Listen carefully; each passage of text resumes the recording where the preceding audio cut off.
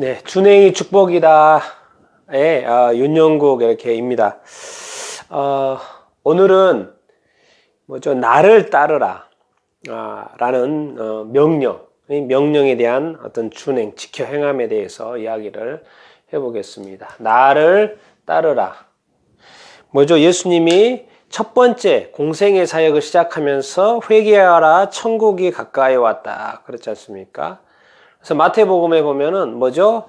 이제 제자들을 선발하고 선택하면서 그러니까 처음 회개하라, 다음에 나를 따르라라는 명령이 이렇게 나옵니다. 나라는 것은 예수님이죠. 그래서 예수님이 이거는 이제 베드로와 야고보에게 한 건데 또 나중에 세리 마태한테도 이야기 이렇게 하고요. 또 빌립에게도 이야기하고 제자들한테 이렇게 나를 따르라고 명령을 이렇게 합니다. 그래서 이 나를 따르라라는 어떤 명령은 사복음서에만 이렇게 나옵니다. 난 여러분들이 예수님을 정말 이렇게 따르기를 원한다고 이렇게 믿습니다. 예수님을 알고 예수님을 믿는 사람은 예수님을 이렇게 따라가고 이렇게 싶죠. 예. 예수님을 믿는데 예수님을 따라가지 않는 삶을 산다? 예수님은 저기에 있고 나는 항상 이쪽에 있고 서로 떨어져 산다? 그럼 그것을 예수님이 따른다라고 말을 할 수 이렇게 있을까요? 예수님 따로 나 따로 사는데? 그럼 예수님을 따르는 삶이라고 사실 말하기가 쉽지 이렇게 않죠. 관계는 형성되어 있는 건가요? 예수님을 믿으니까 관계는 형성이 되어 있는데 그래서 예수님을 믿고 알아요? 근데 삶은 따로따로 살아요? 믿음 따로? 따르는 삶 따로? 순종하는 삶은 따로? 과연 그렇게 믿음과 행함이 따로따로라는 게 가능 이렇게 할까요? 오늘 그 예수님께서 사복음서에 나를 따르라는 명령과 관련해서 이렇게 제가 검색을 이렇게 쭉 해봤는데 이 몇 가지가 이렇게 나왔습니다. 이것을 가지고 한번 이야기를 이렇게 나눠보도록 이렇게 하겠습니다. 왜 나를 따르라고 그러냐? 예수님은 내 양은 내 음성을 이렇게 듣는다는 것이죠. 그리고 나 있는 곳에 있어서 나를 섬긴다라고 이렇게 말씀 이렇게 하고 이렇게 있습니다. 그리고 예수님이 세상의 빛이라는 거예요. 예수님이 여기서는 뭐죠? 예수님이 세상의 빛이니까 너희가 나를 따르면 뭐죠? 어둠에 다니지 않게 된다. 이렇게 말씀하셨어요.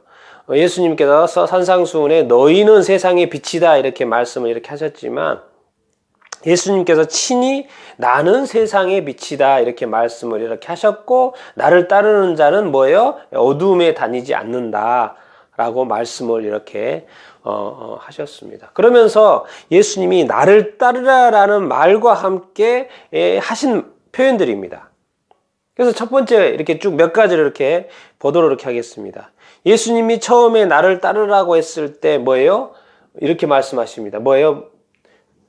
사람을 낚는 어부가 되게 하리라 이렇게 말씀을 이렇게 하셨어요. 이것이 사복음서에 2번 이렇게 나오는데 사람을 낚는 어부가 되게 한다.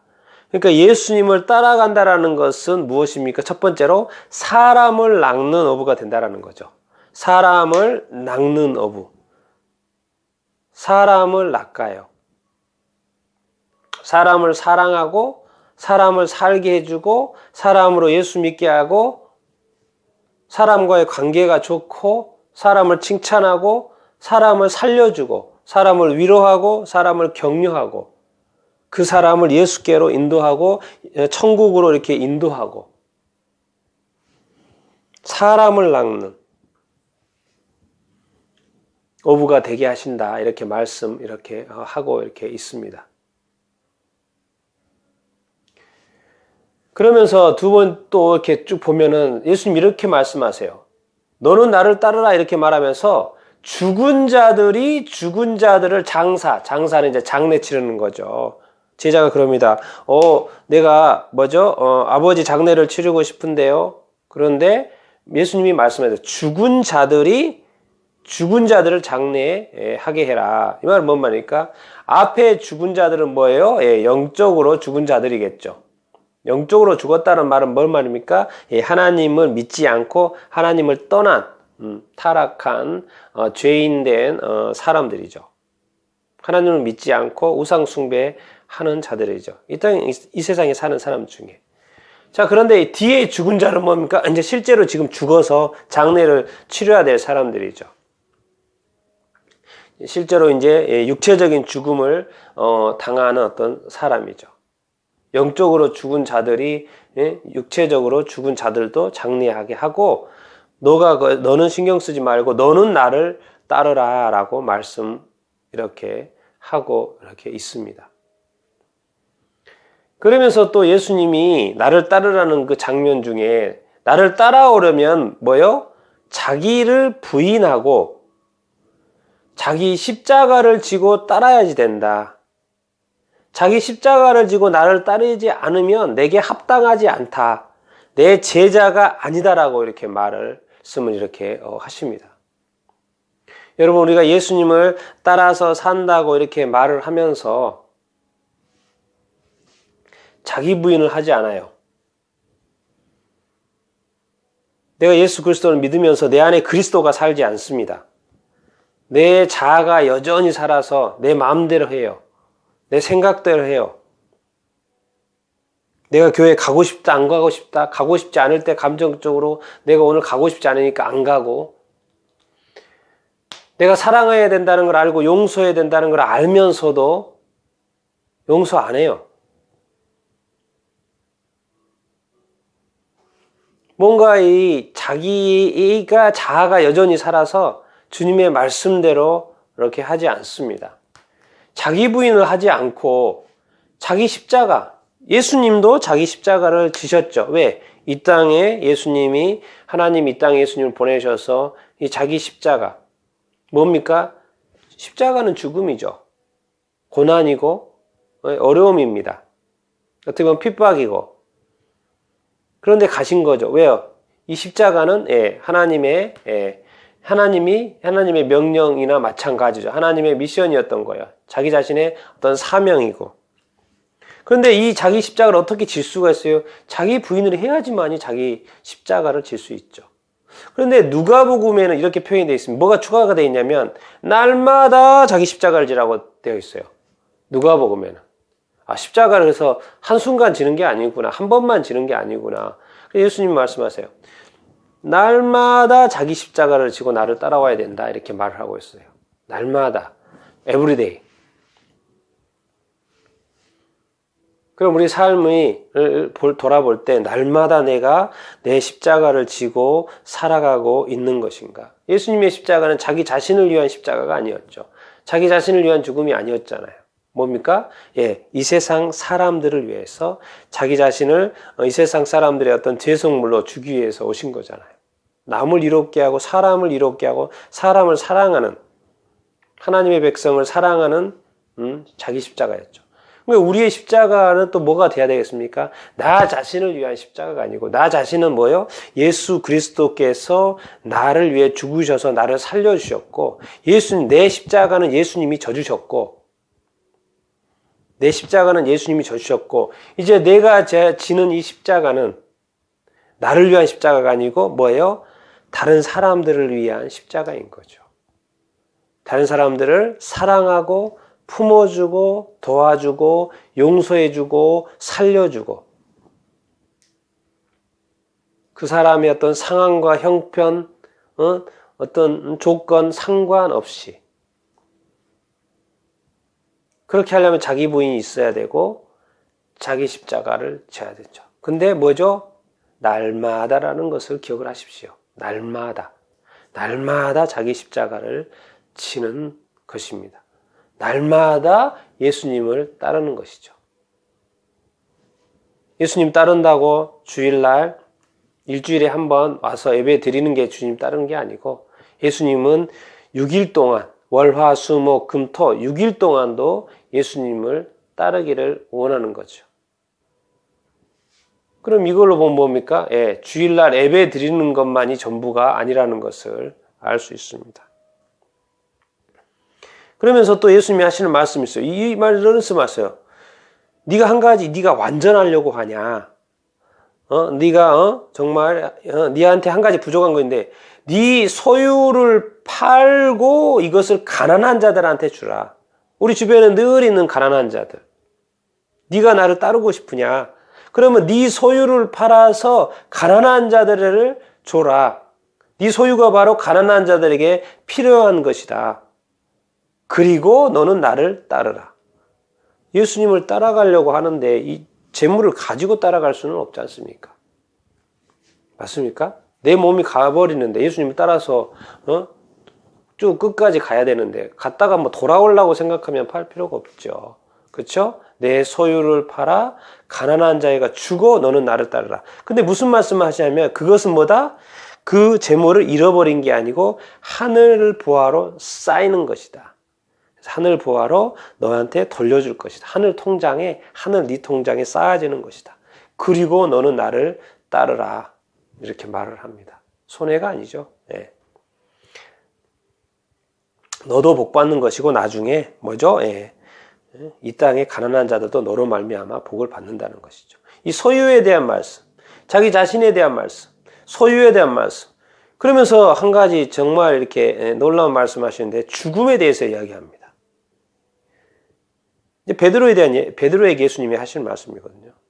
예수님은 베드로가 어떻게 죽을 줄 알았어요. 나중에 베드로가 십자가에 거꾸로 못 박혀 죽었다고 이렇게 말을 하지 않습니까?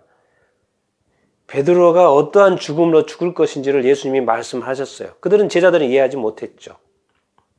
그러니까 어떠한 죽음으로 그 죽음을 불사하고라도 뭐예요?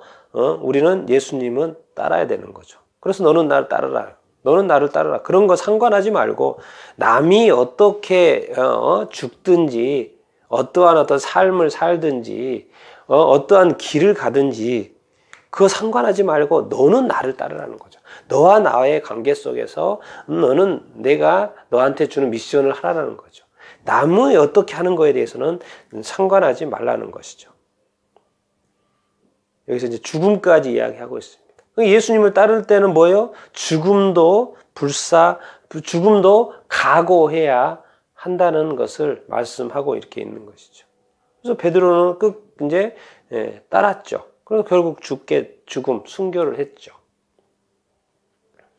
근데 이게 전부냐? 정말 사람이 중요하다. 예수님이 나를 따르는 것 중에 사람이 중요하다.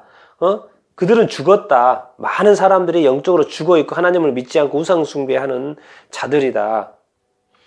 정말 나를 따르고 싶냐? 자기 부인하지 않으면 자기 십자가 쉽지 않다. 예수님이 하늘 영광 버리고 계속 그걸 가지고 있었으면 어떻게 이 땅에 올 수 있겠습니까? 예수님도 자기 부인을 하고 자기 자신을 낮추고 겸손해지신 거죠. 그래서 자기 십자가를 지고 이 땅에 오셔서 자기 십자가를 질 수 있던 거죠. 그러면서 항상 이게 뭐죠? 이 소유의 문제. 내가 가지고 있는 재물 때문에 내가 뭘 못할 수가 있거든요. 근데 그 재물은 나한테도 필요하지만 정말 이 주변에 가난한 자들이 이렇게 있습니다. 오늘 제가 이렇게 북한 뉴스도 한번 보니까 어떤 뉴스 기사가 떴길래 한번 보니까 작년에도 북한 사람들의 영양실조가 48%라 그래요. 국민의 절반이 영양실조. 작년에. UN 통계입니다. UN 식량 농업기구에서 조사해가지고 발표한 게 48%. 가난한 자, 우리 주변에 도와줄 사람들은 너무나도 많습니다. 그러면서 죽음까지도. 그러면서 마지막에 이런 말씀하시면 너희가 이제 12제자에게 하는 거죠. 너희가 나중에 12보좌에 앉을 것이다. 이렇게 말씀하고 있습니다. 너희가 12보좌에 앉아서 12지파를 심판하게 될 것이다 라고 나를 따르라라는 그 말씀에 있습니다. 너희들은 나를 따르는 너희들은 하늘에 12보좌에 앉게 될 것이다. 12지파를 심판한다는 건 뭡니까? 12지파, 12 이스라엘 백성 아닙니까? 그러니까 나를 따르에 대한 어떤 대가 지급을 하지만 확실한 보상도 예수님께서 말씀 이렇게 하고 이렇게 있습니다. 그러니까 손해볼 게 사실은 하나도 없죠. 이 땅에서 예수님을 따르는 것이 약간 손해처럼 느껴지고 우리가 자신의 것을, 우리 자신을 내어주고 우리 자신의 것을 내어주고 우리 자신을 비우는 것 같고 우리가 가난해진 것 같지만은 그게 아니라는 거죠. 예. 또 다른 어떤 하늘의 보화를 위해서 우리가 주님을 섬기기 위해서 따르는 것이고 내주는 것이고 우리의 마음을 부인하며 해서 남을 사랑하는 것이고 사람을 낚는 그 일들을 하기 위해서.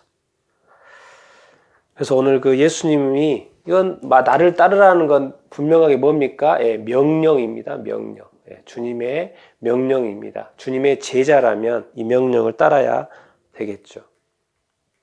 그래서 오늘 예수님께서 왜 나를 따르라고 했는지에 대한 명령을 이렇게 둘러봤는데요. 여러분 오늘 이 말씀들을 이렇게 기억을 하고 예수님이 나를 따르라고 한 명령과 관련된 것을 우리가 인식하고 예수님을 이렇게 따라갈 수 있게 되기를. 그래서 정말 하늘 보좌에 하나님의 하늘 영광에 다 이룰 수 있게 되기를, 또 하늘에서 큰 축복을 받을 수 있게 되기를 정말 이렇게 축원합니다. 우리 다 같이 예수님을 따르는 제자가 되십시다.